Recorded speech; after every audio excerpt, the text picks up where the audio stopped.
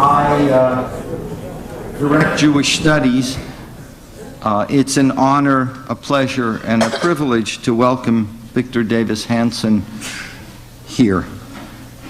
He's received many honors and awards, not least of which is the 2002 Distinguished Alumni Award of the University of California, Santa Cruz, for his important work as a scholar of the classical world and his reflections on our contemporary condition. Victor Davis Hanson graduated from Santa Cruz in 1975. He studied at the American School of Classical Studies, went on to receive his PhD from Stanford, also in classics, in 1980.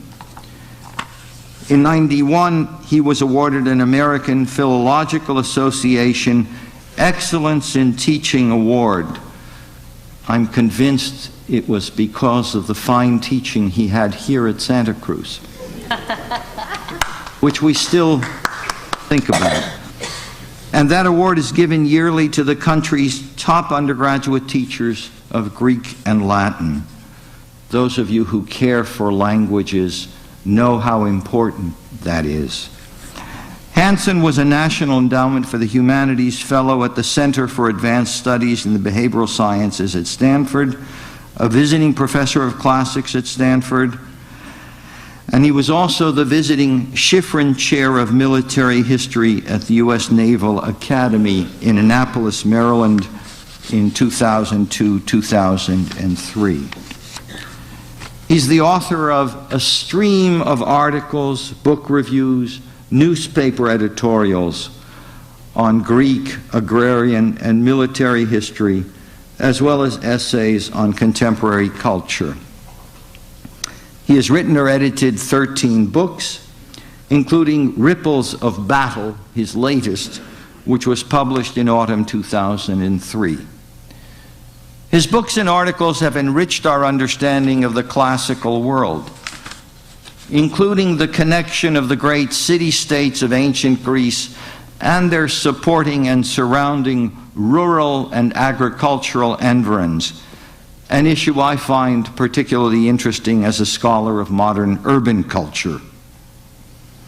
Hanson is perhaps, in my view, the most important contemporary voice speaking for values that Thomas Jefferson located at the heart of American political culture. And he speaks as a scholar and as well out of personal experience as someone who grew up in and farmed in the Central Valley. He lives there, and I understand continues to work the land, as well as serving as a professor of classics at California State University at Fresno and a senior research associate, a Hoover Fellow at Stanford. He speaks to our situation and condition with the long view of the classical scholar and the urgency of the public intellectual, a combination articulated not only by the ancient Greeks, but their Middle Eastern compatriots, the Jews. The Jewish Studies program is thus doubly honored by his presence here today. He speaks today as part of the work of the Jewish Studies program.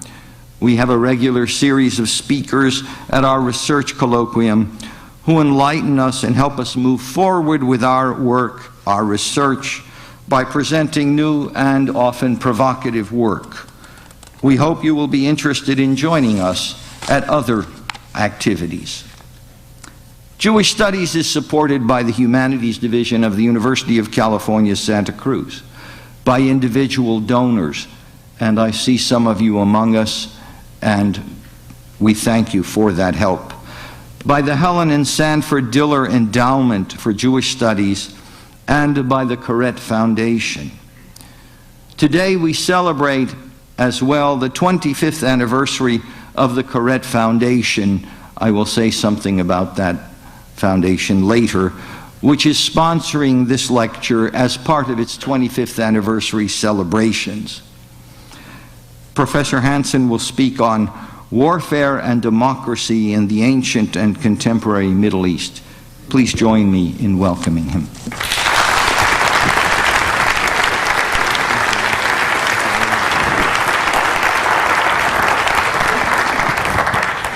Thank you very much. That was a very kind introduction. I'm perfectly willing to discuss the contemporary political situation in the Middle East, but I perhaps should wait until the questions, because I'd like to try to look at the problem in a longer expanse of time and space. Specifically, the nature of war throughout civilization and how it might enlighten us about the contemporary troubles in the Middle East. We had this idea, I was talking not long ago to somebody who said, Israel's always fighting. They've been in 5 wars. This is so unusual. I thought Heraclitus would disagree. He said, war is the father of us all. Plato said, peace is but a parenthesis. It didn't mean that they liked warfare, but they accepted it as part of the tragic condition. I once had a master's student who went through the 5th century, greatest century in the history of Western civilization in some ways, and Athens was at war 77 out of 100 years. And when I replied to the person who was talking about Israel's wars, I said there are more people who have been killed since World War II than during World War II. And that the United States has been active since Vietnam in places as diverse as Grenada, Somalia, Panama, Gulf War I, whatever we want to call the latest, Serbia, Kosovo. In other words, that seems that it's innate to the human condition that one side or the other is going to achieve or try to achieve by war what they can't during peace. You see that in the ancient world so often that they sometimes come up with Roman numerals. First Peloponnesian War, Second Peloponnesian War. It'd be much easier if we said that in the Middle East. First War, Second War, Third War, Fourth War. We say 47, 56, 67, 73, 82. But the ancients sort of said First Punic War, Second Punic War, Third Punic War, in the way that we have World War I, World War II. We thought that we had transcended that primordial state in the Gulf War, so we call it Gulf War. Now I start to see that it has a little Roman numeral, Gulf War I. And we even see it with battles. First Battle of Manassas, Second Battle of Manassas. 9 battles fought around ancient Thebes. First Coronea, Second Coronea. Whether we like it or not, war seems to be endemic with the species. That does not mean we like that situation, simply that it's part of something we have to accept, and the morality of those wars are adjudicated by the landscape in which they take place. So the Greeks, for example, thought the Persian War was a so-called quote-unquote good war because it was trying to save a small society in the southern Balkans of about 2 million people from a monstrous empire that invaded them, in a way that they were troubled about the Peloponnesian War. Moderate oligarchs fighting Democrats, both spoke Greek, 27 years long. Usually when people see wars that go on and on and on, like World War I, it's considered a disaster in the way that the War of 1870, the Prusso-Franken War, is not. So what is a war for? How is it conducted? How many are lost? And what are the eventual results? Usually tell us whether the war enters that murky realm of being just or unjust or effective or a waste of time or a tragedy. In other words, we have to look at these things on the individual basis rather than just saying all war is bad. Because after all the great isms that originated in Europe in the 19th and 20th century, fascism, Nazism, communism, were either defeated by war or the threat of war, Cold War. And some of our own isms, chattel slavery. I don't think you could tell the greatest, wealthiest class in the history of civilization was probably the 3% who we so-called plantationists in the antebellum South, who had more capital concentrated in fewer hands than almost any time in history. There was no way you were going to tell those people to give up a system they found lucrative without the threat of war. And I think we should remember that Japanese militarism didn't disappear because we had a dialogue or conflict resolution with Tojo. These are things that are hard for us to accept. But nevertheless, they suggest there's something about this phenomenon that's either innate to the human species or to the nation state. I'm not going to get into that. I know that in 1986, when the United Nations said that war is outlawed, a special group committee said it was not a natural phenomenon. It didn't do any good. It still had them. This means that we should try to accept it on its terms. What makes it break out? Well, in the post-Marx period, I think we look for, obviously, economic exploitation. People are poor, people have been done an injustice, and therefore they go to war out of legitimate grievances. I can say right away that the Greeks would find this absolutely crazy. that anybody would think that. I mean, there was an embargo on Megra and all these, but most of the wars that I've looked at in the ancient world are fought over borderland. And the funny thing about borderland in the ancient world, it's worth nothing. It's scrub hills between two nice flat plains that are worth something, and they go out and fight over this. Why? Because it's symbolic as a matter of state prestige or honor or one-upmanship. It's very interesting to see that, because it reminds us that Argentina did not go to war in the Falklands to take valuable Malvinas back so that they could cultivate it or find oil there. Rather, a crooked dictatorship declared war to restore failing policies of public opinion and thought that they could get away with it very cheap and humiliate a former colonial power. And this would be good to keep in mind, because it suggests that countries like Germany, who had more territory and fewer people in 1939, talked about Lebensraum in a way they don't today. Or that Japan, that has more people and less territory and no natural resources, doesn't seem to want to go to war now, but they felt they just had to in the 30s. More about that later on, what's made the change. I think it has something to do with consensual government. But nevertheless, if you look at the Middle East, for example, we keep hearing that there has to be some oil, there has to be some natural resource, there has to be land. Well, there's plenty of land for everybody in the Middle East. But for whatever reason, when you have a sophisticated society that's liberal and has a consensual government and a free press, and it has the entire engine of Western civilization, it's right around a sea of autocracy, and one small country has a larger gross national product than every country in North Africa, from Egypt to Morocco combined, then you have all the classical ingredients for very strong emotions such as jealousy, honor, envy, and you have really the embryo of war. The Greeks believed that most people would not say they had illegitimate reasons. They always gave perceived grievances, but unlike us, they had a word for it, a prophasis, a fake, a pretext. It's very funny. Sparta says they had to go to war against Athens because of the fear, the phobos of Athenians in 431. You look back at what the Athenians did, they had almost no provocations. There was really nothing that Sparta couldn't have got through diplomacy. But they were absolutely right that if they didn't do anything, that this engine of Athenian democracy and liberality was sweeping the Aegean. People wanted to invest in it, and they were becoming more and more marginalized, and so it would be as if the Soviet Union had made the same decision to strike in 1988 before this crass popular culture of globalization overwhelmed it, which it did. There's a reason why they didn't. I think it was called deterrence. And I think that's very, very important to keep in mind, that when most sides go to war and they say they have legitimate grievance, it doesn't necessarily mean it's so. I was talking to a person about the Middle East. He said it's all about the West Bank. If that were true, then 47, 56, and 67 would be about the West Bank. And I don't think it's about the West Bank entirely, or even most of the problem. I think, again, there is a sense of grievance, and that sense of grievance has been magnified partly out of fear, partly out of sense of honor, partly out of envy, out of jealousy. If you look at bin Laden, to take a similar example, he went to war against us on September 11th. If you just forget what he said, remember the pretext what he said. 2 reasons he went to war, he said. The embargo of Iraq was starving Iraqi children. We know now that Saddam Hussein was starving Iraqi children, but that's over with. And there were 10,000 troops in Saudi Arabia. They're out now. He didn't say that, okay, I'm not going to go to war. He also said that Jewish women were walking with bare arms in the holy cities and shrines of Saudi Arabia, which was entirely false. In fact, if you looked at the record, the United States, in as much as any great power has anything other than their own national narrow interests, which most of them do, they have no friends, they just have interests. But nevertheless, if you look at the United States, very funny, it bombed a Christian Orthodox Serbia to stop the extermination of Muslims in Europe when Europe had perfectly willing to let it go on for 8 years. It had tried to feed Muslim Somalians.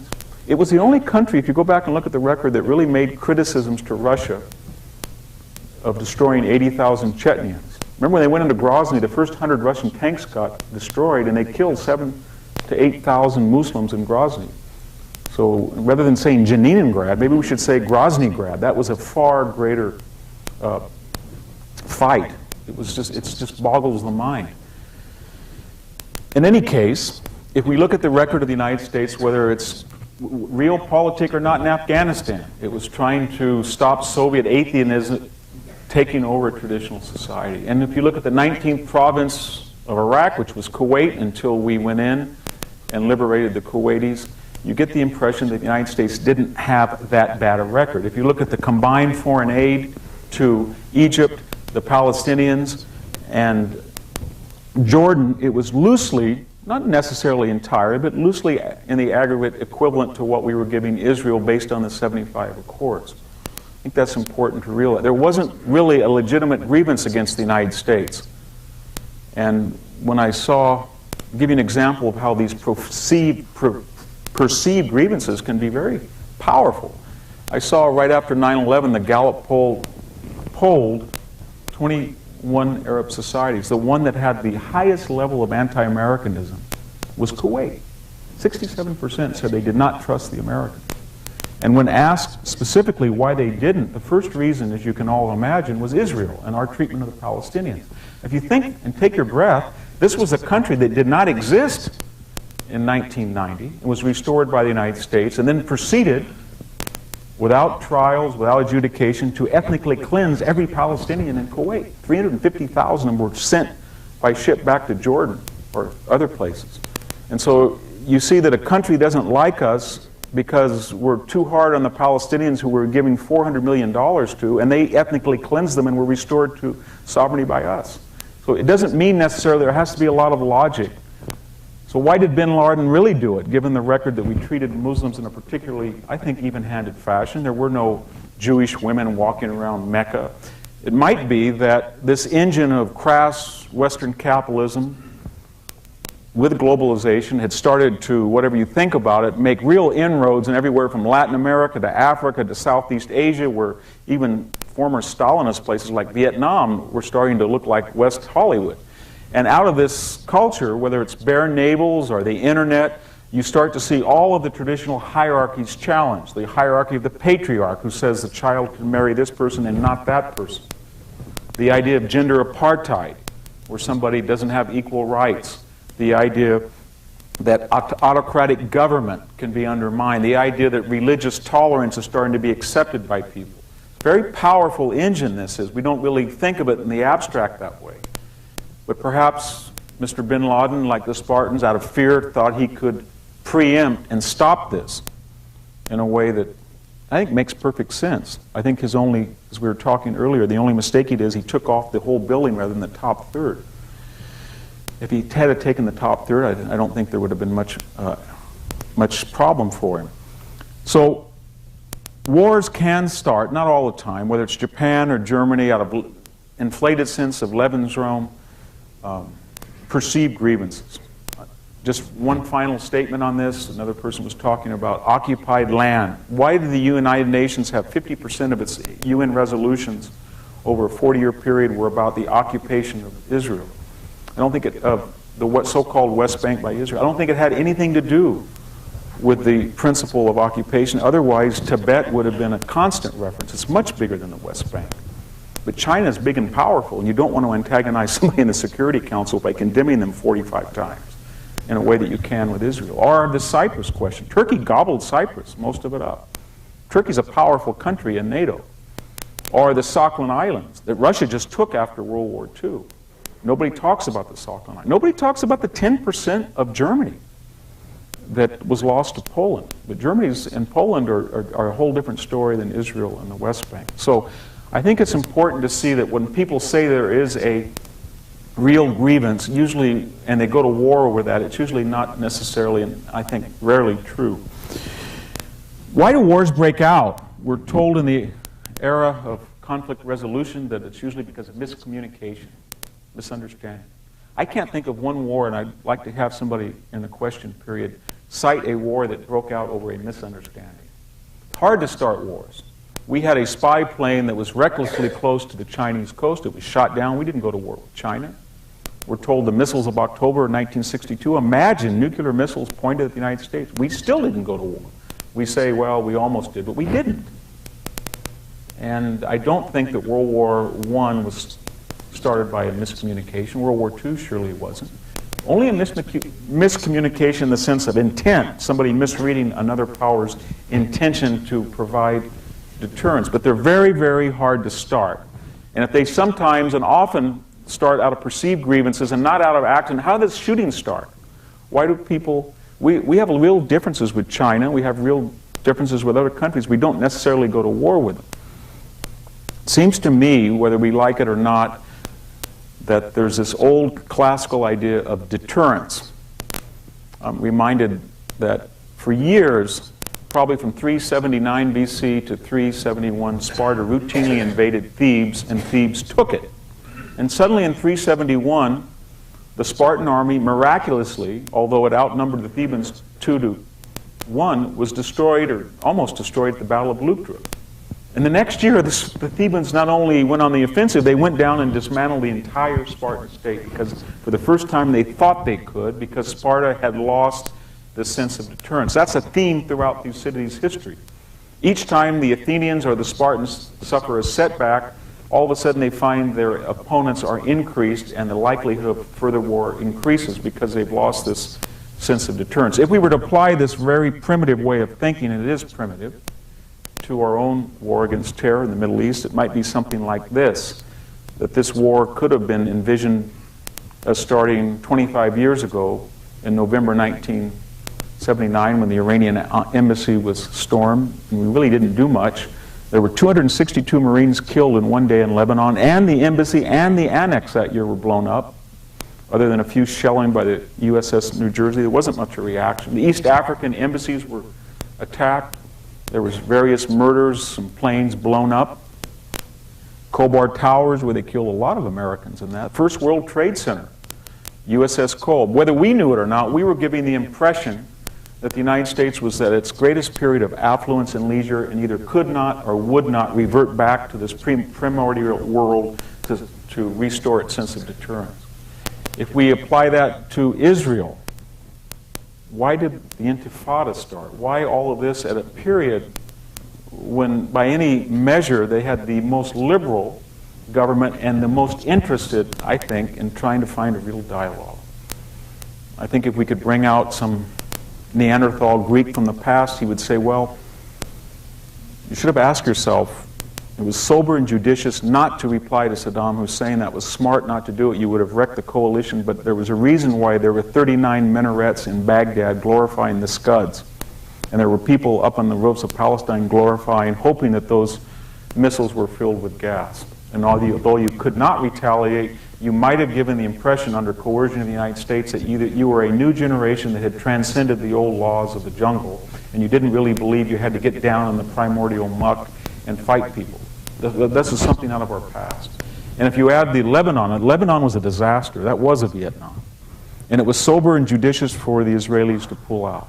But the manner in which they pulled out might have given the impression to the Hezbollah, who actually put posters on the border with a decapitated Israeli soldier and Arabic instructions for Hamas to do what they had done. We pushed them out of Lebanon. It's your turn to push them out of Palestine.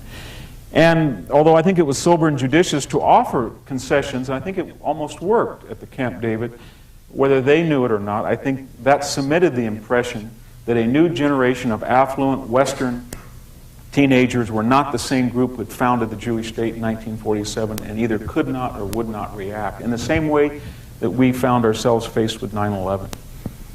And what usually happens in these crisis points, and we can go back to ask ourselves, why is it in 338 the Greek city-states cannot stop 30,000 Macedonians who just 150 years stopped 250,000 Persians coming from the north? Or why is it that all of a sudden democracies in 1939 decide that they just can't defeat Germany? And why is it that the German army who goes into Poland in 1939 is almost naked on the Western Front, and the French just sit there while they rape Poland, even though they had 250 divisions and the Germans only had 80 facing them? Because I think the idea is they had lost the sense of deterrence and the enemy no longer respected them. If we could go back to this crazy, silly Falklands, I like this example because it's absolutely no stakes whatsoever in those awful, god-awful islands. It might be that that one minesweeper pulled out a new government under Margaret Thatcher, a woman who in the machismo culture of Argentina just was too weak to do anything, the British, perhaps by accident, gave the impression that these were not valuable assets and they either would not or could not go all the way down in the South Atlantic and restore them. And that's very dangerous when you lose that sense of deterrence and your opponent is someone who's not the end of history and does not necessarily believe in consensual government. And usually when that happens, then you need somebody to come in that's caricatured in the past, fat, drunk, ugly, whoever. Maybe sometimes it's a Churchill. You bring him out of the closet and you say, restore deterrence, a man whose career was ended. Or perhaps it's, who knows. I'm not impressed with the vocabulary of George Bush, but they brought him out and this is what he's supposed to do.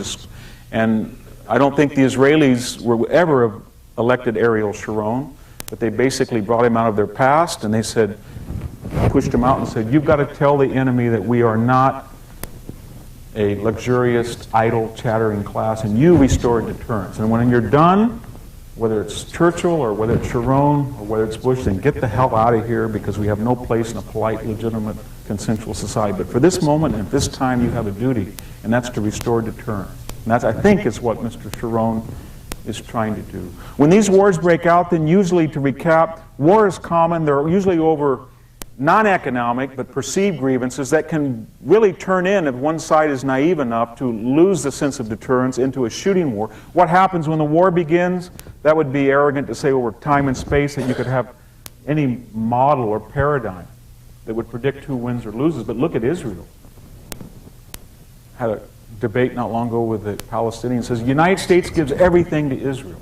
Well, we gave 600 Abrams tanks. The Abrams tank is better than Morocco. It's a better tank. They have better tanks than Israel does in Egypt. Before 1967, Israel got almost no aid from the United States. In fact, that famous line in Michael Oren where the Israeli envoy goes to de Gaulle and says, just please sell us the spare parts for the Mirage jets. He says, you're from a small country with a sorry history. No thanks. And Israel won. They weren't really armed until after 1967. How did Israel win? Well, I think you can make the argument that Israel, in the same manner in Britain, the same manner in America, and Europe, and the Greeks, the answer lies somewhere in Alexander being on the Indus with less than 50,000 men, or Caesar taking all of tribal northwestern Europe with less than 6 legions, or Cortez with 1,600 men. We're not talking about a matter of morality, but efficacy. And there's something about this strange Western paradigm of consensual government, at least more consensual than the alternative. Doesn't mean that the conquistadors were Democrats. But after all, when Cortez was in Tenochtitlan, he was served a writ and sued in the process that he had to address. Impossible under Aztec society.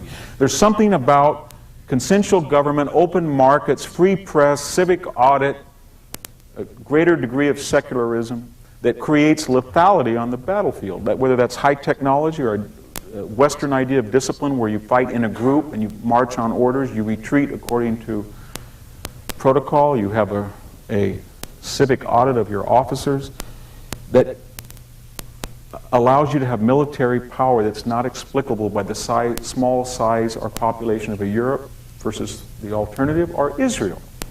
Israel has a system that's not explicable just in technology or wealth or logistics, but a system that's Western, which gives it enormous military capability and earns at the same time a great deal of hatred. And there's always a way to check that throughout 2,500 years of history by the non-West, who realize that a conventional battlefield, usually fought beyond the West in places like Zululand or Midway, there's a way to check that. One of them, of course, is to be parasitic on the West. That is, to use Western weaponry and think that you can win without importing the whole cargo of individual liberty and freedom and secularism and civilian audit, and simply get the weapons. The Japanese tried it.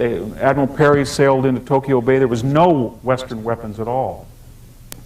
By 1905, it had a better navy than everybody in the world except Britain, because it had sent 250,000 Japanese students to Western universities and learned this system and grafted onto this Shinto Buddhism militarism. So people have tried that. Saddam Hussein tried to do that, imported weaponry and thought that he could use the romance of Arab tribalism grafted onto Soviet statism and create a more efficient military. It doesn't work, but it gives you some element of parity. The people who are making the suicide belts today, all of that explosive is not made in Arab countries. If it is, it's made on Western designs or it's imported from caches that were probably in Eastern Europe. And the same thing is true of RPGs that are killing Americans as we speak in Fallujah. That's an imported parasitic process. That's one way to check Western conventional superiority. The second is, of course, Western societies are more consensual.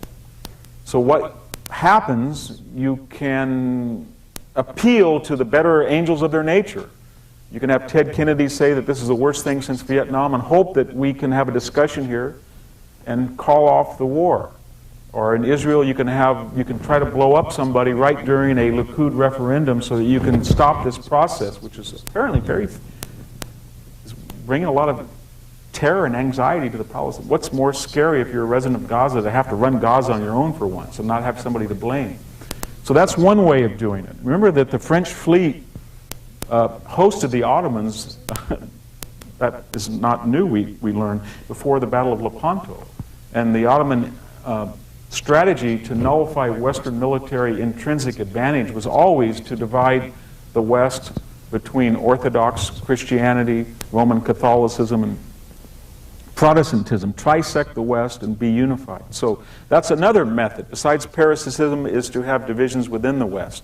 We saw it in the UN with France and Germany and the United States vis-a-vis Iraq. Another is, as I said, to have debate and a consensual government to call it off. But another is this idea of asymmetry, that because Western societies tend to be very affluent and they derive their strength not necessarily from territory or population alone, but through wealth and education and so-called sophistication, you can kill a Westerner and construct a greater loss than if you lose a non-Western, especially when the Western societies have a monopoly over the media. That means, and it goes vice versa with losing people. That means if you go into Jenin and you kill 55 people and 26 or so of them are combatants, you can tell the world that that's Leningrad. That's a terrible thing. And why? Because that's considered asymmetrical. And Grozny, who cares about Grozny that 7,000 people were killed? Who cares about 80,000 Chechens? Who cares about Kashmir? We had this very strange Orwellian situation where you had two nuclear powers, India and Pakistan, and Kashmir. In 1 week, they killed 110 people, and the world was talking about Jenin. And it's because that Jenin had captured the popular imagination, and the opponents of Israel realized that the Western media's attention was turned to it, that these particular losses would have value beyond just a single person or two or three, that they could be constructed into something that was quite different than actually happened. It's almost as if today, if a person in Fallujah realizes if he has 8 kids and one goes out and blows up a man sitting in a parked Apache helicopter, if he can take out a man with a BA from West Point that was worth $250,000 and $1 million Apache, that's going to be worth more into the world's value system or to the grievance of the United States than if he loses 10 people. And that's been true throughout the history, that Western societies, because they're not populous and they are sophisticated and they have capital, feel the losses, at least they're perceived to feel the losses much more, and that allows some advantage to the enemy. How do these wars end then? I wish I could tell you that, and just before I proceed, that's, I think, explains that Britain was to a greater degree was westernized than Argentina. So it was across time and space all the way down to Argentina to transport troops that were more disciplined, more highly motivated with better technology than Argentina, that either had to import its technology, did not have a consensual society, and did not have the same level of morale. How do these wars end? Getting back to our Falklands example, I wish I could tell you that there was an East Falklands and a West Falklands. The UN went in, made a green line, and then they said that, Mrs. Thatcher, you have to talk to dictator Galtieri. He's a legitimate interlocutor. Of course, they didn't do that. They were very unilateral, and they preempted, went down there, and they defeated the enemy, and the problem is solved, apparently. If that's true, it suggests that maybe that conflict resolution theory only creates what we would call in Latin a bellum interruptum, between the First and Second Punic War and the Second and Third Punic War, the First Punic War, First Peloponnesian War. There is a First Peloponnesian War, and there's a second, but there's not a third because the Spartans were on the Athenian Acropolis and dismantled the reasons to go to war. In the same way, there is not a Fourth Punic War, as horrific as that seems. I was struck by the axis of evil. I know that's a banal term, but who was in it and who wasn't? Vietnam wasn't in it. That's been decided. There's a communist unified country. We lost politically. Japan wasn't in it. The reason we went to war with Japan was a militaristic, adventurous government. That's over with. It's in the family of democratic nations. Germany's not in it. Iraq was. I don't think it'll be in it now. Iran was, because I think that difference has never been solved between the United States or the West and Iran. The idea that a theocratic government is going to use oil revenues and find a way either through some type of terror weapon or nuclear weapons to blackmail or to gain some advantage what it can't on the conventional battlefield. That's a problem. And North Korea is on it. Whatever you think about the Korean War, it was simply over in 1951. And that last 2 years were just a bellicose settlement. But we've never really discussed that. The idea that there's going to be a totalitarian Stalinist government that would threaten and be aggressive to the South, which we wanted to progress along the usual Western capitalist paradigm.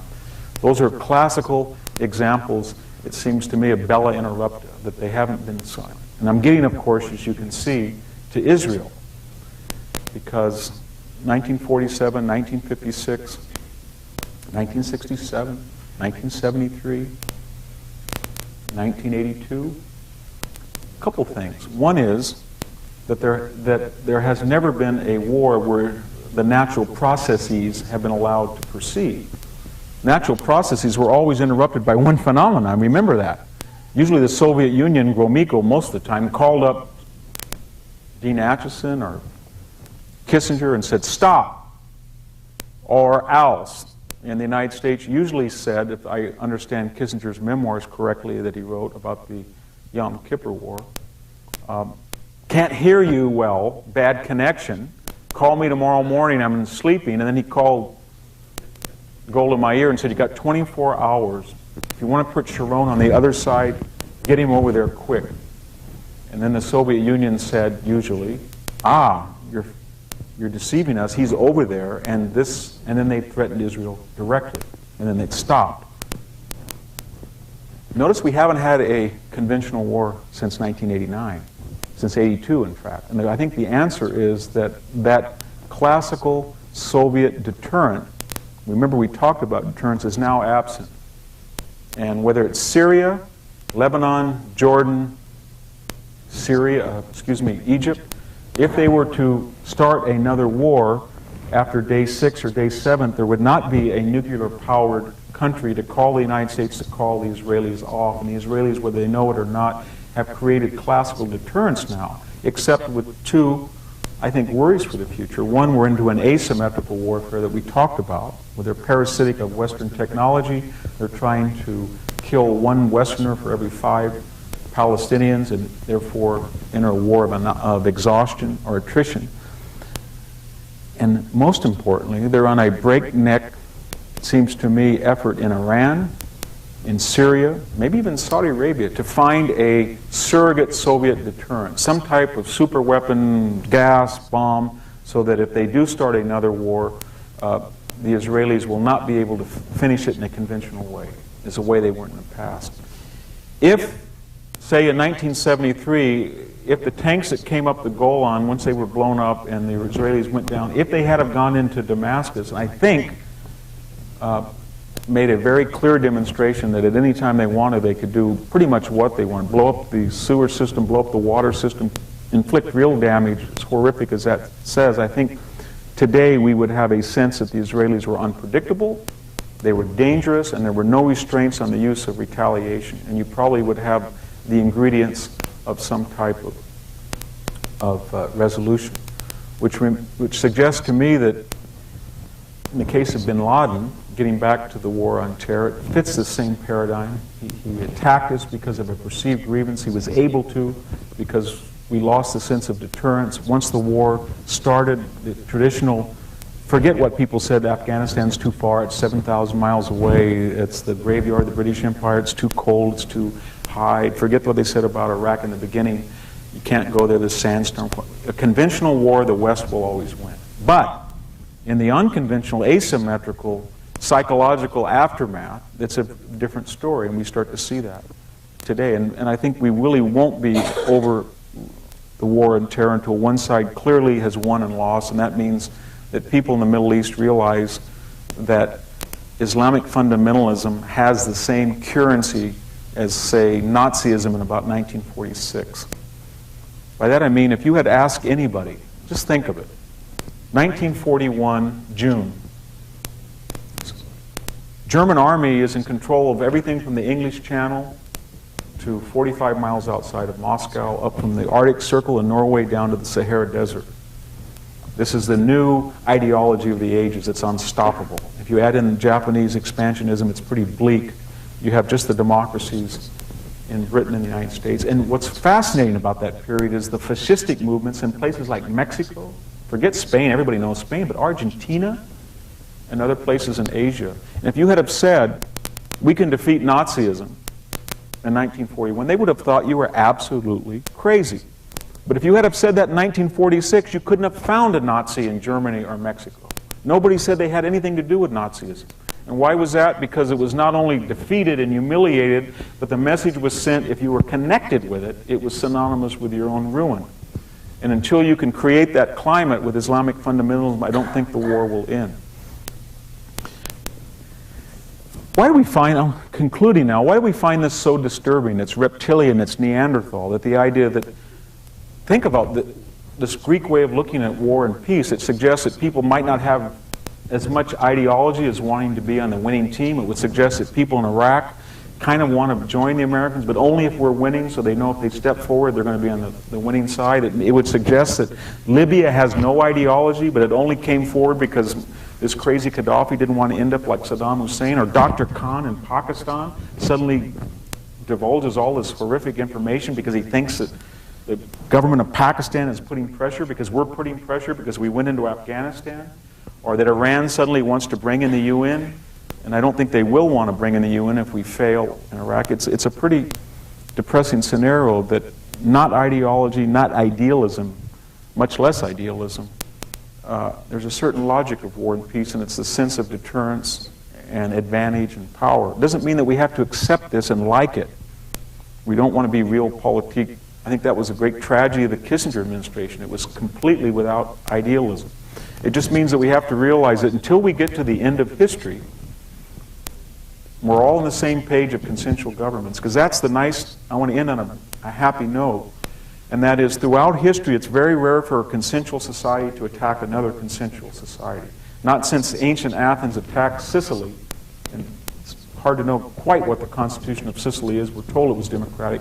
Do you see that? Democracies, 1812, they're parliamentary government in England's not quite democratic like America. The Boer Parliament, not quite like England.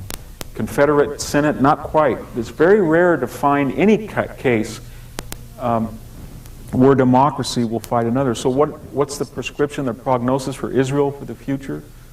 I think it's deterrence, deterrence, deterrence until there's a change of mind in the Middle East, and that these differences that people have can be adjudicated through peaceful negotiation by like-minded, I don't mean like cultures, but people who accept the principles of constitutional government. I don't think that will come until the people who have got so much advantage of not doing that are defeated and humiliated. It may take 10 years, it may take 20, it may take 50, but in the meantime it's critical that the civilization of Israel is protected by people like, of all people, somebody like Ariel Sharon. I just want to finish with a final comment about Israel. I've been to Europe about 5 or 6 times this year, and I spoke at about 20 or 30 campuses. And I've never seen such hostility toward Israel, anti-Semitism. I don't know whether it's because of realpolitik, that the Arabs have oil and Israel doesn't, demographic crisis in Europe, fear of Islamic peoples that have clout in Europe, fear of terror. association with Israel with colonialism, guilt over colonialism, association of Israel with the United States. But it doesn't make sense, is what I'm trying to tell you, that sophisticated European people can't get a basic no-brainer question, that you have a consensual society with a free press right next to autocracy. And it's liberal in every sense of it, whether it's every left-wing issue that you want to look at, whether it's treatment of homosexuals or feminism or free press or religious tolerance. A Shiite Muslim has a better chance to worship in Israel than he does in Saudi Arabia. But it doesn't make sense. And what I want to end on is that I grew up in the San Joaquin Valley, very conservative place. I never met a person my age who was Jewish till I came to UC Santa Cruz. I remember asking professors, what are Jews? I really didn't know. It was a very rural society. I'd heard about them. This is what's important. I had a lot of neighbors, many from Armenia and Lebanon, but other people from all around the world who, every time the price was low, they said the Jews did it. Well, who were these Jews? Well, they were some murky people in New York that sort of finagled all the futures of our fruit. So if I would go down on the alleyway and I'd say, Grandpa, can we buy a new truck? No, we can't. And I'd say, why? And he'd say, well, it's a bad year. And I said, well, so-and-so across the road said the Jews took all our money in New York. Said, no, that's what people do. And he would say this, that's what people do who believe that there's fluoride is poisoning you, and there's a white race. The point I'm making is anti-Semitism was easily identifiable with a sort of fringe group on the right in the United States. It was not fashionable among high circles, and it was surely not associated with the left. But the last trips that I go to Europe and in the United States, it's much more dangerous as I see it now, because under the cover of fashionable leftist politics, everything I've seen and heard in the last 3 years in Europe and the United States that's critical of Israel and Jews in general has come from somebody on the left. And usually it's under the idea of progressive politics, whether it's guilt over neocolonialism. And we have seen, in my view, one of the greatest transmogrifications of an idea in our time, and that is that Palestinians who have some legitimate grievances nevertheless function within a tribal autocratic society that does not have the same liberal vision of civilization as Israel, and has grafted that cause onto the whole wider scope of victimology on the university campus. And it has allowed people to say things and do things that otherwise would be absolutely impossible. And I think I'll leave you with that note, because it seems to me that the challenge of everybody is not to be silent when that happens, but to speak out. And whatever your ideology or your current or prior politics are, I think that each generation has a challenge. When I was growing up in rural California in the 50s, the challenge was from the Neanderthal right. And I think that challenge is met. Today I see it from the boutique, aristocratic, and sophisticated left. Thank you.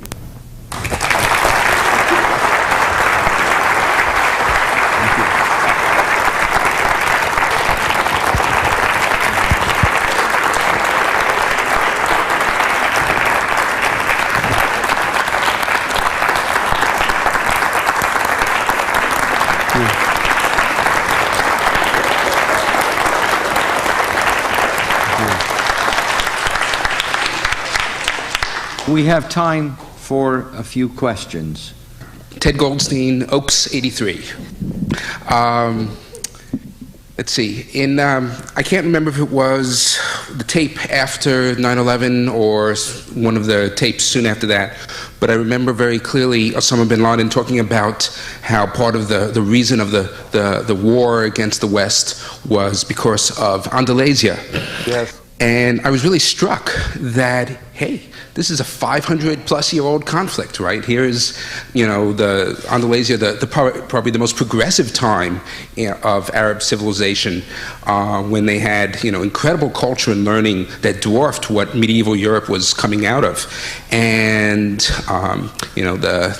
by comparison, the ruffian Spanish pushing the Moors out of Spain, and he's saying, this is the next battle of it. So. I was thinking, wow, gee, if that's a 500-year-old war reprisal for them, maybe they expect another 500 years of war, and that we're making our plans on 1 month, 2 months, we'll be out of the Middle East and out by June 30th. But in fact, they're planning for a war for 500 years. And is our sense of time totally backwards here between the two civilizations? Hans Delbrück, the great German military historian, distinguished what he called a war of exhaustion versus a war of annihilation. He said that each strategy had strengths and weaknesses, and I think that's exactly right. They use the same terminology bin Laden has with Israel. This is just simply a crusader kingdom, and the crusader kingdoms lasted for 200 years. This has only been there a little over a half a century. It will leave too. It's the long duration of time. And we in the West look at things very differently. In the immediate short-term gratification, we're a society of 700 cable channels. We're restless, we're impatient, and they're a much more patient society, and they have the longer view. I would say, though, that I think that a lot of what he says is not shared by most of the people in the Middle East, because from their Viagra to their cell phones to their contact lenses, it all comes from the West. And this has created these passive-aggressive and really conflicted emotions. I have it from a lot of students from Saudi Arabia and Kuwait who come to Cal State, and they're attracted by having a girlfriend, having liberality, freedom, and they're also repelled at the same time, and it's very conflicting. So I don't think most people want, they want in the abstract to destroy the West, but they don't want to do it in the concrete because it means the end of everything, as I said, from penicillin to dialysis. And that's why you see these conflicted emotions in Israel. This is the most Orwellian thing I've ever seen, that the Jews are getting out of Gaza, and it's almost like you can't get out of you Zionist entity can't get out of Gaza. Because and I just heard a Palestinian spokesman saying, who's going to supply the electricity? As if somebody's going to say, well, the answer is build a power plant. Don't blame the Jews for not having electricity. So I'm worried about that, absolutely. And all fascistic movements, remember what they do, they create a mytho-history, whether it's Hitler or Franco, of an earlier time, a reactionary earlier time when, rather than facing the problems, inflation or the problems of modernism, whether it's Hitler or Franco, it's always there was a better time in the past when we were pure in religion and we were pure in race, and if we can just go back to this reactionary purity, then all our problems will disappear. So he's got the classical symptoms of a fascistic mind, bin Laden does. And I think it's very important to say that the war against terror and the war that Israel is dealing, that's a good term to use, fascistic. Arafat's a fascist, Hamas are fascist, Hezbollah are fascist. And I think that's important to use the language in its proper use. Thank you. Yeah, I'm Jack Hain, also it's class of 72 Cal. Yeah, good. Ariel Sharon's recent defeat by the Likud party, and I was wondering with regard to the disengagement plan. At least it was put to a vote. I don't know to the extent to which it will in any way stymie the plan, but the causes for that vote, that rejection, whether that Ariel Sharon's plan was not sufficiently deterrent in the minds of the Likud. There were other reasons, I'm sure. The settlers have had political pressure, but to a good extent, I would think that the failure of even Ariel Sharon to project a deterrent effect by means of this plan was at a root cause for its... It is, and you've got a problem there, because how can you have a deterrent when you're leaving? So we have this word they call punitive withdrawal, to get out of town shooting your six-shooter. But the point that I'm making is that the Likud party is not the majority opinion of Israel. As I understand, it's about 65% favor. It seems to me that at this time and place, Ariel Sharon came up with a beautiful, brilliant idea.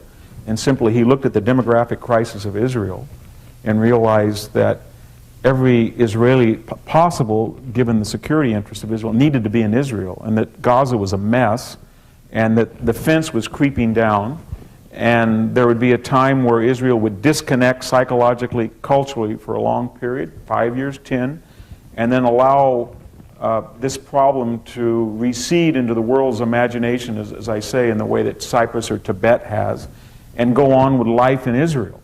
And it seems to me that that has put the fear of God into the Palestinians, because it has a whole array of questions that we've never asked. Can Hamas really be a government?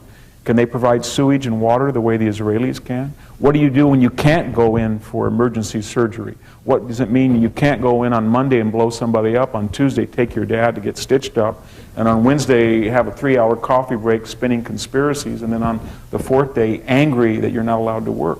All of these inconsistencies are going to be clarified, and that's why I think people hate Sharon. And I think that you'll see a fence. I think you'll see a withdrawal from Gaza. I think you'll see a withdrawal from most settlements, except from a small area in Israel, and I think you'll see it unilaterally, and then Israel can quite legitimately say, we're waiting for a consensual revolution in the West Bank, and if we have any remaining differences, we can talk about them as serious partners. But until then, no thanks. And I think he's got the support of the American people. And I think it's a solution. Idan Lavari from Monterey. What do you see as the role of agriculture in this conflict? Israel having a very advanced agricultural system, whereas the other Arab countries are very primitive in their agriculture with a lot of waste, and many of them are not even food sufficient. Do you see this as being anything? And do you think that Ariel Sharon owns a very large 1,200-acre farm, may have some kind of influence on his perspective on this conflict? It's a strange question. But you know, it reminds me that I wrote 2 books, one Fields Without Dreams and one called The Land Was Everything, about the outrage and anger of the family farmer who couldn't compete with the corporate agriculturalist. And I'll be the first to suggest there was outrage that capital formation efficiency was, I thought there were cultural values in being family farm, but the point I'm making is that agriculture is part of this dynamism of Israel that's Western and has this protocol. If you go there, everybody knows it. Everything's lawful. There's a rule of law. It's a sophisticated society. The number of scientific articles cited per capita is the highest in the world. And it's plopped right down next to this society that's failing. And any time you have that, whether it's North Korea or South Korea or the former China when it was next to Hong Kong, or East and West Germany, or Tijuana and San Diego, you have the prescription for disaster, because you draw these emotions up. When people see this thing they want, everybody in the West Bank wants to have a society like that, but from getting from A to Z requires a complete rejection of some of the main tenets of your society, whether it's a tribal attitude that your allegiance to your first cousin rather than the state, or whether it's an idea that women and men are not equal, or whether it's an idea that you have a right to kill somebody who's destroyed the honor of your family through adultery. All of these things, in very subtle ways, explain why Israel is like it is in Palestine. And when you add the idea that you want that system, but you do not want to make the necessary changes to create that system, you just open the door, and then all of these irrational, conspiratorial emotions come in, and that's the problem. And agriculture is one of that in a traditional peasant society. And I can see that. I wrote first book I ever wrote was called Warfare in Agriculture. It's about the destruction of agriculture in ancient Greece, olive trees and vines. And to show you, if you look at the number of olive trees in Palestine, it's over 10 million of them. When Israel went in after suicide bombing, one of the things they did to clear some vantage point was deliberately cut down some olive trees. Well, I looked at that, and the number of olive trees was about 100 acres, about 120 to an acre. It was about 1,000 olive trees out of 10 million.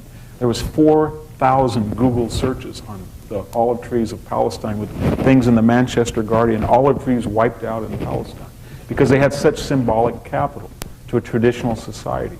So again, it's a barometer of how irrational and symbolic causes are fueling this war. And yet, I'll just give one other anecdote. I was giving a lecture at Santa Clara, and I was heckled by somebody from Palestine, and she gave a long speech, and I said, would you please ask the question? She said, you won't address the problem. I used to be able to go to Brooklyn each year through the Tel Aviv airport, and now I have to go to Amman and then Zurich, and this is terrible. But this is after a long diatribe about Israel was worthy of destruction. So I said, let me get this straight. The country that you want to destroy, you're angry at because you can't fly out its airport. And she said yes, and I just said, it was the end of the day, I was tired. I said, I'll tell you what, and this was after a long anti-American diatribe. I said, I promise I'll never go to your country if you promise not to go to mine. That's all I said. And this is what my point was. After saying that, and after having this long, fiery anger, she burst into tears. And she came up with 3 people and said, we're going to report you to your dean for being cruel and insensitive to me. You can't do that. And what I mean is that there's a perception in the Middle East that the West is decadent and is soft and either is so sensitive and wants it's not so much that we're afraid of being convicted of being illiberal, we're afraid of being charged with being illiberal. And that empowers the opponents of Israel. So a person can tell everybody to put not only nuts and bolts, but feces and rat poison in suicide bombs and blow up women and children, with always the assumption that if you reply back and destroy somebody who's doing that, like Sheikh Yassin who's ordering that, there will always be people in the West who will either be utopian pacifists, multiculturalists, or cultural equivalents. It's the same thing. It's all violence is bad. They know that. And that's the great burden. That's the great strength of the West, that we have open debate, but it's also the great burden. Gil Stein, Stevenson 71. Sounds to me from what you've been saying that one of the worst things that Israel could do at this point would be to withdraw from the Golan Heights. When you're talking about deterrence, if there would be a withdrawal that, such as Rabin had proposed, that would have probably encouraged further terrorism. Yeah, well, I was fascinated when I went on the Golan Heights, fascinated by looking at the 73 war. Everything ever had been told about the Golan Heights was false. The Israelis in '67 had old-fashioned Sherman tanks. They had patent, out-of-date, obsolete tanks in '73, and they blew apart sophisticated. So they're still there. You hear these stories. You read about them. And the funny thing about the Golan Heights is that if you've been up there lately, it looks like Napa Valley. You've got all these people from the Napa Valley and UC Davis who went over and made this beautiful society. And it's not inhabited like the West Bank. It's strategically critical, and it was mostly peopled by the Druze who, given their brothers, would probably rather be in Israel than Syria. All that being said, I think, after talking to hundreds of Israelis, as soon as Syria has an election and a transparent society, maybe in the year 2525, whenever that is, I think that Israel will be more than happy to give it up. I even talked to a person in the winery, and he said to me in a very naive but idealistic fashion, I said, do you have any idea what's going to happen to this winery when you give it back to Syria? And he says, well, someday we'll be able to share joint ownership. I said, no, it won't happen. Not until they change. So I think the idea is to keep on the Golan Heights and tell Syria, we'll be happy to give this over when we feel that you're on the same protocols as we are. And I'm just sorry, that's the way the world is. You shouldn't attack 3 times. That's what usually happens when you attack. This is the final thing is, Germany attacked Poland, and they did it twice. And after 1945, the world said, okay, no more. 10% of this country, there's no such thing as Danzig, it's Gdansk. Sorry, no more. And you don't see Germans blowing themselves up. Maybe they will later, but they're not now. And I think the rule of thing is if you attack a country repeatedly and you lose, life's tragic. And you should try to be humane and work it out. I think Israel's willing. They gave back everything in the Sinai. Once Egypt, which wasn't even democratic, renounced attack. I don't know how long that'll last because they're not consensual. But nevertheless, it shows you that they're willing to give up land once they find an interlocutor that's democratic. Until that time comes, I wouldn't give up an inch. I'm David Goldblum, and I'm from Aptos, and Professor Hanson knows that I taught in the same institution that he did until I retired, but a completely different subject. It's an awfully difficult, I prepared it before I came, but it's very difficult to put into words, And when you answered the last but one question, you led me into it. I think you were talking about our appealing to our better nature, how it's abhorrent to us to reply in kind to the kind of attacks we're receiving. But I've been trying to think along simple lines about what war means, and you're the expert and I'm not, but surely you probably would agree with me. In the case of modern war, what we've always seen until terrorism came along was armies representing countries, all combatants wearing uniforms. There was the idea of a collective grudge, collective responsibility, collective guilt. The terrorist thinks he's found a way around that. He thinks that there's no collective responsibility on his part, but he is entitled, in the case of the Arab Islam terrorists, to kill any Jew anywhere in the world. It seems to me, and I'm asking your opinion, I'm trying to put this in the form of a question, as to how we face the fact that you mentioned another term that helped me, stepping down into the primordial slime. We have to face the fact. How do you feel about facing the fact we've got to step down into the gutter and deal with these people the same way? Now we've just seen a very bad example of weakness in Fallujah. I think four of our, I saw a horrific photograph in a magazine of these charred bodies. Yeah. Well, I think I've probably said enough in my clumsy way. What do you think of the collective? As Napoleon said about Vienna, to paraphrase Napoleon, if you're going to march on Fallujah, then you've got to take Fallujah. He said that about Vienna. We're not in a war against terror. Terror is a method. It'd be like saying that we're in a war against Messerschmitt 109s, or we're at a war with submarines, or we're at war with the KGB. These are all methods. Terrorists, as we all know, they have to sleep, they have to use an ATM card, they have sanctuary, and they practice under the aegis of the Middle East. And to be fair, their area, Abu Nadal was in Baghdad, Abu Abbas was in Baghdad, Zakari was in Baghdad. Their area of operations is shrinking with the closing down of Iraq and Afghanistan. And we know where they operate from. Basically 3 places: Iran, Syria, and Lebanon. Give them tacit support, money, sanctuary, and the war will not be over with until those countries realize that support is synonymous with some high consequences. I don't think terror is, it's very old. It's what the Jews were doing against the Romans with the Sakari.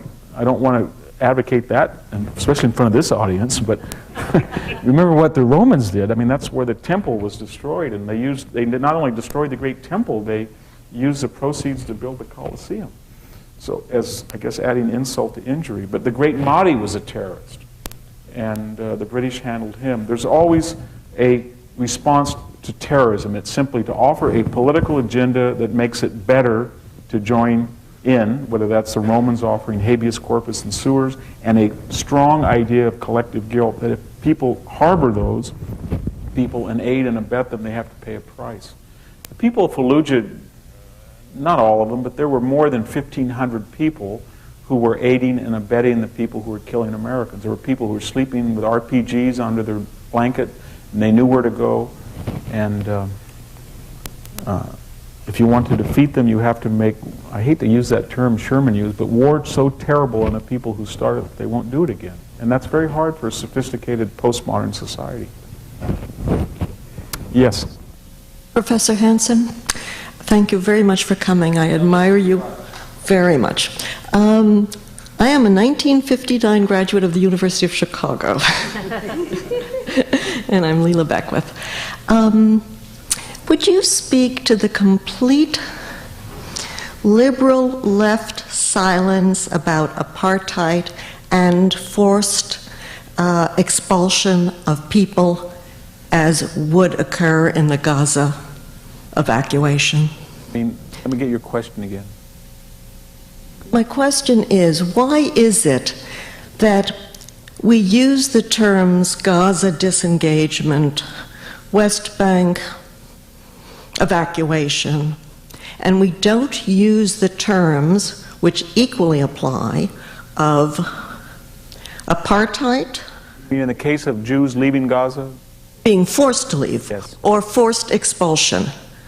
Or ethnic cleansing. Because we have this asymmetry in the West, and that means that we all know that the only Arab peoples in the Middle East that can vote and write a letter to the editor live in Israel. That's why there's over 150,000 illegal immigrants in Israel.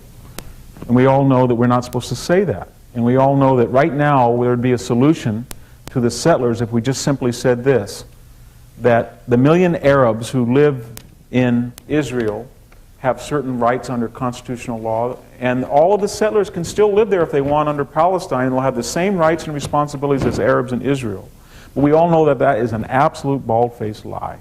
That as soon as the Palestinian state is created, the people in Gaza who are living there will suffer the same fate as the 900,000 Jews did in Baghdad, Cairo, Damascus between 1947 and nobody talks about them. They were all ethnically cleansed out of the middle. Because it's this asymmetry where Westerners, in their I guess it's their overconfidence in the Enlightenment, that reason can solve all things, and we don't realize that these emotions are there and there's this dishonesty.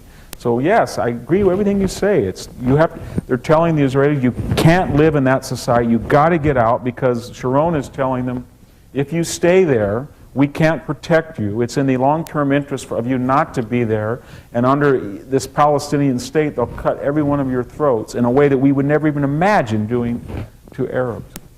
And I don't have an answer for that. I wrote something in the Wall Street Journal this morning about this horrific prisoners naked. It was terrible what we did. But the fact is, it'll be adjudicated.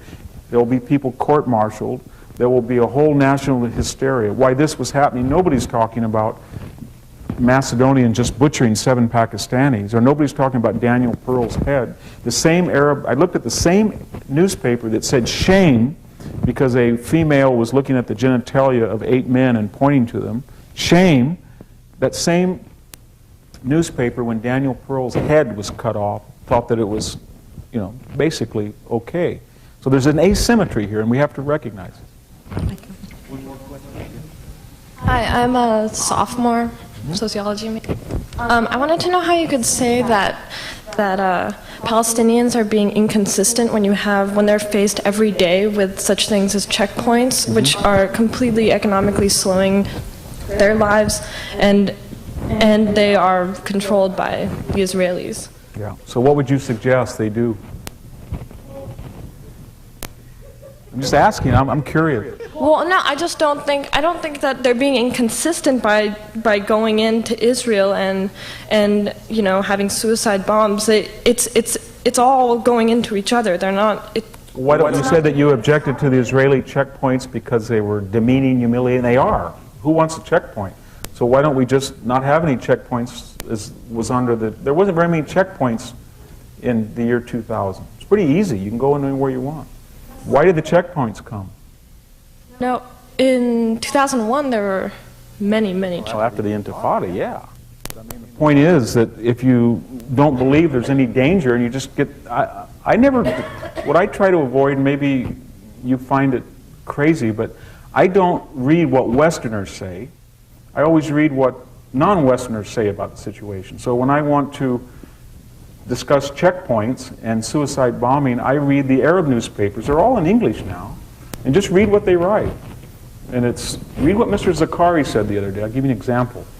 He's a terrorist that we're all looking for. Well, he sent a bunch of people to kill everybody in Amman. So they put him on Jordanian TV, which had a translated transcript. And the Jordanian government said this is so terrible that he could have killed 80,000 Muslims with chemical weapons. And he sent out an infomercial, fatwa, or whatever we call it. And he said, I did not use chemical weapons. I was just trying to kill people. If I had to use chemical weapons and I had them, that would prove I had them. I would have killed all the Jews. But the fact that I haven't killed any Jews with chemical weapons shows that I don't have any. So don't, impugn my motives. I just want to kill people normally. And when you're dealing with that, I don't see that checkpoints, I don't know what example that you have. If you say, well, checkpoints are there because you've got to get out of the West Bank. Well, they're getting out of the West Bank. They're going to give 97% of the West Bank back. They've already said that. But I have a feeling that they're still going to have people in Palestine that want to come into Israel. I don't think once the settlers get out of Gaza, you won't have any Israelis that want to go into Gaza. but you'll have a lot of Palestinians that want to get into Israel. And that, you have to ask yourself why that is. Why are all the Palestinians dying every day to come into Israel? And the Israelis are not dying every... That's why you have checkpoints. And when that answer is solved, you'll have peace. If you can answer to yourself why it is that Palestinians want to go into Israel and work or live. There's 100,000 illegal aliens in Israel. These are, what, settlers? We could call them settlers. Why is that? And if we can find the answer, then we can find peace. Well, but then is the Israeli army just going into Gaza and just like shooting people point blank because of the Palestinians doing something wrong? Because, I mean, they don't have... Well, I think that's the idea, that Hamas is the radio station. Right, but there is a difference. But it's Let all me going finish. into There is a each other. difference between...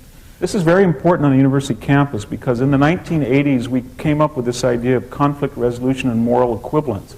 And we've raised a whole generation that really does believe it's the same thing to shoot a pregnant woman and shoot all 4 girls and execute them. That's the same thing as blowing apart with an Apache helicopter a mastermind who ordered that. And I don't think it's the same, and that's where we differ. Thank you.